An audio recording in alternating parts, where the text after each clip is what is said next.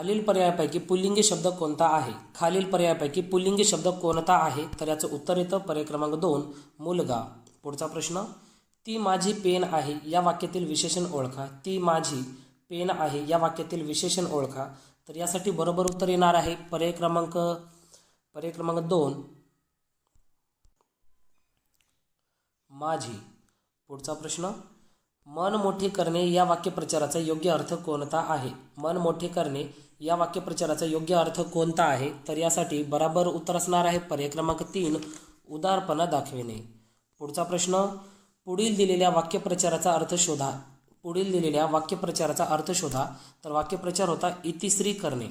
इतिश्री करणे म्हणजेच काय? तर याचं बरोबर उत्तर असणार आहे पर्याय क्रमांक 4 शेवट करणे.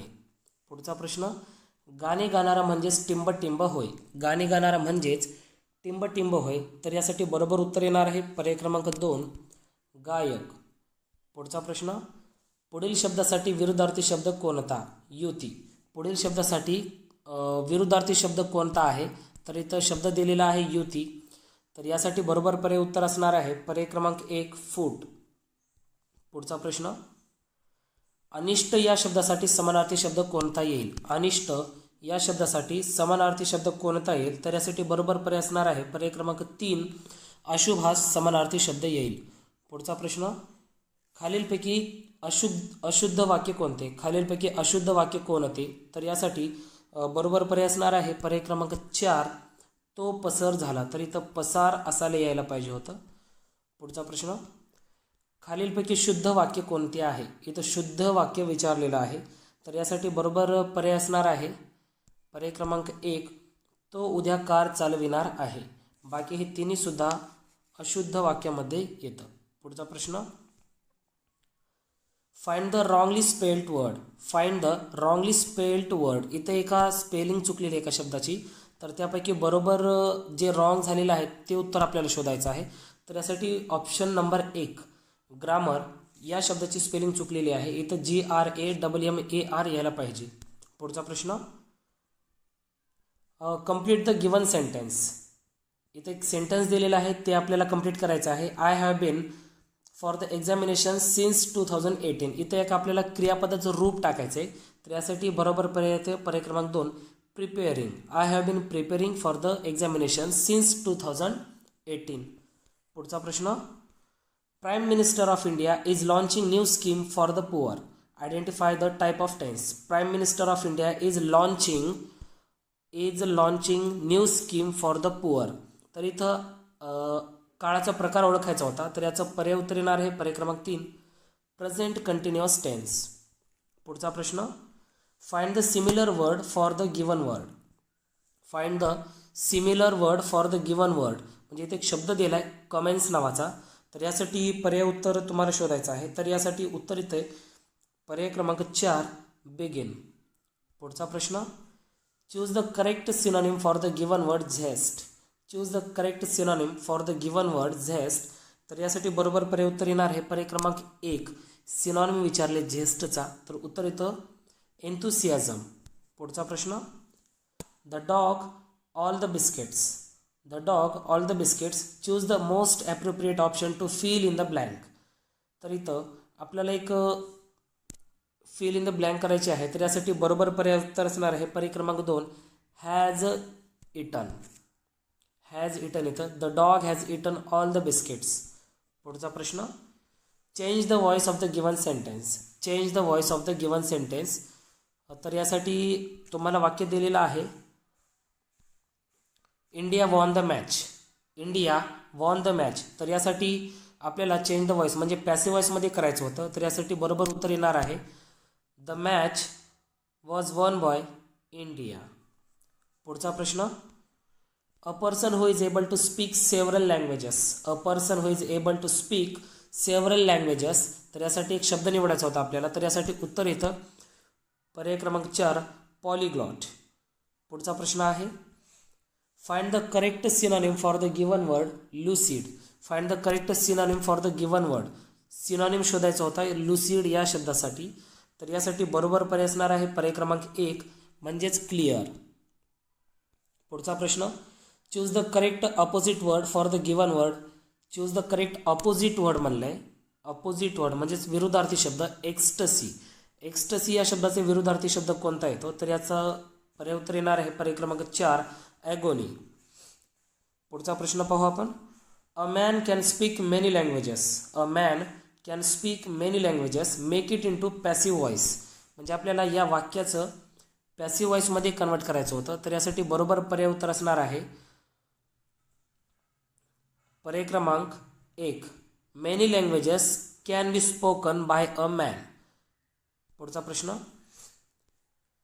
व्यक्तीच्या जन्मापासून वृद्धावस्थेपर्यंत मिळणारे अध्ययन व अनुभवांचे वर्णन व स्पष्टीकरण करणारे शास्त्र म्हणजे शैक्षणिक मानसशास्त्र होय. अशी व्याख्या कोणी केली? तर ही व्याख्या आहे शैक्षणिक मानसशास्त्राची. तर ही व्याख्या कोणी केली असं विचारलं आहे. तर याचं उत्तर इथं पर्याय क्रमांक 2 क्रो अँड क्रो. पुढचा प्रश्न. शिक्षणाचे प्रमुख उद्दिष्ट खालीलपैकी कोणते आहे? शिक्षणाचे प्रमुख उद्दिष्ट खालीलपैकी कोणते आहे? तर यासाठी 4 पर्याय दिले होते. तर बरोबर पर्याय असणार आहे पर्याय क्रमांक 4 सर्वांगीण विकास करणे. पुढचा प्रश्न. खालीलपैकी कोठे मानसशास्त्राची पहिली प्रयोगशाळा काढली गेली? खालीलपैकी कोठे मानसशास्त्राची पहिली प्रयोगशाळा काढली गेली? तर पहिली प्रयोगशाळा काढली गेली पर्याय क्रमांक 3 जर्मनी येथे. पुढचा प्रश्न. आत्मनिरीक्षण म्हणजे अंतर्मुख होणे किंवा आत वळून पाहणे होय. ही व्याख्या कोणत्या शास्त्रज्ञाने केली? आत्मनिरीक्षण म्हणजेच अंतर्मुख होणे किंवा आत वळून पाहणे ही व्याख्या कोणत्या शास्त्रज्ञाने केलेली आहे? तर यासाठी बरोबर पर्याय उत्तर असणार आहे पर्याय क्रमांक 3 जॉन लॉक या शास्त्रज्ञाने केली. पुढचा प्रश्न. दिवस तुझे फुलायचे झोपाळ्या वाचून झुलायचे. दिवस तुझे फुलायचे झोपाळ्या वाचून झुलायचे वरील रचनेमध्ये कोणत्या वयाचा दाखला देण्यात आलेला आहे? म्हणजे या दोन्ही लाईनमध्ये कोणत्या वयाचा दाखला देण्यात आलेला आहे? तर यासाठी बरोबर उत्तर येतं पर्याय क्रमांक 1 कुमारावस्था. पुढचा प्रश्न. टिंबटिंब ही बाल्य आणि तारुण्य यांना जोडणारी मध्यवर्ती अवस्था आहे. टिंबटिंब ही बाल्य आणि तारुण्य यांना जोडणारे मध्यवर्ती अवस्था आहे. तर यासाठी पर्याय उत्तर येणार आहे पर्याय क्रमांक 3 कुमारावस्था. पुढचा प्रश्न. परिस्थितीशी जुळवून घेणे म्हणजेच टिंबटिंब होय. परिस्थितीशी जुळवून घेणे म्हणजेच टिंबटिंब होय. तर यासाठी बरोबर उत्तर असणार आहे पर्याय क्रमांक 4 समायोजन. पुढचा प्रश्न. प्रयत्न प्रमाद उपपत्ती कोणत्या शास्त्रज्ञाने मांडली? प्रयत्न प्रमाद उपपत्ती ही कोणत्या शास्त्रज्ञाने मांडली? तर यासाठी बरोबर पर्याय उत्तर असणार आहे पर्याय क्रमांक 3 थॉर्नडाईक याने मांडली. पुढचा प्रश्न. अभिजात अभिसंधान या उपपत्तीचा उद्गाता कोण? अभिजात अभिसंधान या उपपत्तीचा उद्गाता कोण? तर यासाठी पर्याय उत्तर असणार आहे पर्याय क्रमांक 1 पॅव्लॉव. पुढचा प्रश्न आहे. खालीलपैकी कोणता अवधानाचा प्रकार नाही? खालीलपैकी कोणता हा अवधानाचा प्रकार नाही? तर यासाठी पर्याय उत्तर येतं पर्याय क्रमांक 4 यापैकी एकही नाही. म्हणजे तिन्ही सुद्धा अवधानाचे प्रकार आहेत. पुढचा प्रश्न. खालीलपैकी कोणता एक अभिरुचीचे वैशिष्ट्य नाही? खालीलपैकी कोणती एक अभिरुचीचे वैशिष्ट्य नाही म्हटलं तर पर्याय होते अभिरुची ही आवश्यकता इच्छा उद्दिष्टांशी संबंधित असते. बरोबर आहे. अभिरुची एक प्रेरक शक्ती आहे. बरोबर आहे. अभिरुची जन्मजात तसेच अर्जित असू शकते. बरोबर आहे. व पर्याय क्रमांक 4 आहे अभिरुची स्थिर असते. तर यासाठी एक वैशिष्ट्य नाही म्हटले तर याचं उत्तर येतं पर्याय क्रमांक 4 अभिरुची स्थिर असते. स्थिर असत नाही, ती बदलूसुद्धा शकते. पुढचा प्रश्न. मानसिक थकव्याची लक्षणे कोणती? मानसिक थकव्याची लक्षणे कोणती आहेत?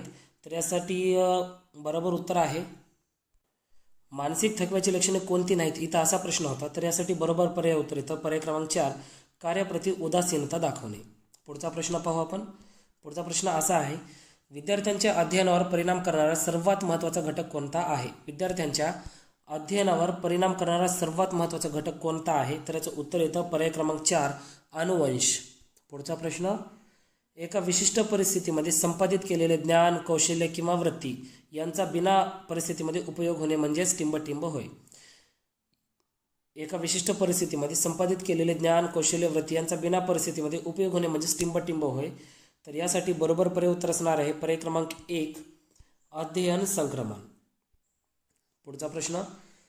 वाचादोष असणाऱ्या मुलांच्या बाबतीत कोणते शैक्षणिक उपाय केले पाहिजेत? वाचादोष असणाऱ्या मुलांच्या बाबतीत कोणते शैक्षणिक उपाय केले पाहिजेत? तर यासाठी पर्याय उत्तर येतं पर्याय क्रमांक 4 वरीलपैकी सर्वच. म्हणजेच योग्य उच्चारांचे अनुकरण करून देणे, इतर विद्यार्थ्यांसमोर त्यांच्या उच्चार दोषांचा उल्लेख टाळणे, शारीरिक व्यंग दूर करण्यासाठी पालकांना आवश्यक त्या शस्त्रक्रिया करण्याबाबत सुचविणे. तर यासाठी पर्याय क्रमांक 4 वरीलपैकी सर्व. पुढचा प्रश्न, जलप्राणी कशाच्या साहाय्याने श्वास घेतात? जलप्राणी कशाच्या साहाय्याने श्वास घेतात? तर यासाठी उत्तर येतं पर्याय क्रमांक 4 खवलेच्या सहाय्याने श्वास घेतात. पुढचा प्रश्न, टिंबटिंब हे कॅल्शियमचे स्रोत नाही. तर कॅल्शियमचा स्रोत कोणता नाही? उत्तर येतं डाळ. पुढचा प्रश्न, व्हिटॅमिन सीच्या अभावामुळे कोणता रोग होतो? व्हिटॅमिन सीच्या अभावामुळे कोणता रोग होतो? तर यासाठी पर्याय उत्तर येणार आहे पर्याय क्रमांक 2 स्कर्वी हा रोग होतो. पुढचा प्रश्न आहे, सत्यानाडेला हे कशाशी संबंधित आहे? सत्यानाडेला हे कशाशी संबंधित आहे? तर याचं उत्तर येतं पर्याय क्रमांक 2 मायक्रोसॉफ्टशी संबंधित आहेत. पुढचा प्रश्न, सुलतानपूर हे प्रसिद्ध पक्षी अभयारण्य कोठे आहे? सुलतानपूर हे प्रसिद्ध पक्षी अभयारण्य कोठे आहे? तर याचं उत्तर येतं पर्याय क्रमांक 3 हरियाणामध्ये आहे. पुढचा प्रश्न, येल्लोस्टोन नॅशनल पार्क टिंबटिंब येथे स्थित आहे. येल्लोस्टोन नॅशनल पार्क तर कोठे आहे? तर याचं उत्तर येतं अमेरिकामध्ये आहे. पुढचा प्रश्न, सूर्याजवळ असणारा सर्वात जवळचा ग्रह कोणता? सूर्याजवळ असणारा सर्वात जवळचा ग्रह आहे बुध. पुढचा प्रश्न आहे, प्रकाश वर्ष याचे एकक काय आहे? प्रकाश वर्ष याचे एकक काय आहे? तर यासाठी पर्याय उत्तर येणार आहे पर्याय क्रमांक 2 अंतर. पुढचा प्रश्न आहे, ECG हे कोणत्या अवयवाशी संबंधित आहे? ECG हे कोणत्या अवयवाशी संबंधित आहे? तर यासाठी उत्तर येणार आहे पर्याय क्रमांक 3 हृदयाशी संबंधित आहे. पुढचा प्रश्न, प्रोटीन सर्वोत्तम स्रोत कोणता आहे? प्रोटीनसाठी सर्वोत्तम स्रोत कोणता आहे? हा प्रश्न बऱ्याच वेळेस विचारला गेलेला आहे. तर यासाठी उत्तर येतं पर्याय क्रमांक 1 कडधान्य. पुढचा प्रश्न आहे, बेल्जियमची राजधानी कोणती आहे? बेल्जियमची राजधानी आहे ब्रुसेल्स. पुढचा प्रश्न, जंक ईमेलला कोणत्या नावाने ओळखले जाते? जंक ईमेलला कोणत्या नावाने ओळखले जाते? तर यासाठी नाव आहे स्पॅम. पुढचा प्रश्न, भारतीय असंतोषाचे जनक म्हणून कोणास ओळखले जाते? भारतीय असंतोषाचे जनक म्हणून कोणास ओळखले जाते? तर यासाठी उत्तर येतं पर्याय क्रमांक 4 बाळ गंगाधर टिळक. पुढचा प्रश्न, रघुराम राजन हे कोणत्या क्षेत्राशी निगडीत आहेत? रघुराम राजन हे कोणत्या क्षेत्राशी निगडीत आहेत? तर यासाठी पर्याय उत्तर येतं पर्याय क्रमांक 2 अर्थक्षेत्राशी निगडीत आहेत. पुढचा प्रश्न, भारतामध्ये नोबेल पुरस्कार मिळवणारी पहिली भारतीय व्यक्ती कोण? तर पहिली भारतीय व्यक्ती कोण आहेत? उत्तर येतं पर्याय क्रमांक 3 रवींद्रनाथ टागोर. तर मित्रांनो, TAIT म्हणजे स्टेट या परीक्षेसाठी हे आपण खूपच महत्त्वाची प्रश्नपत्रिका घेतलेली आहे. जर हा तुम्हाला व्हिडिओ आवडला असेल तर व्हिडिओला लाईक करा, कमेंट करा, शेअर करा आणि चॅनल सबस्क्राईब करायला विसरू नका. धन्यवाद.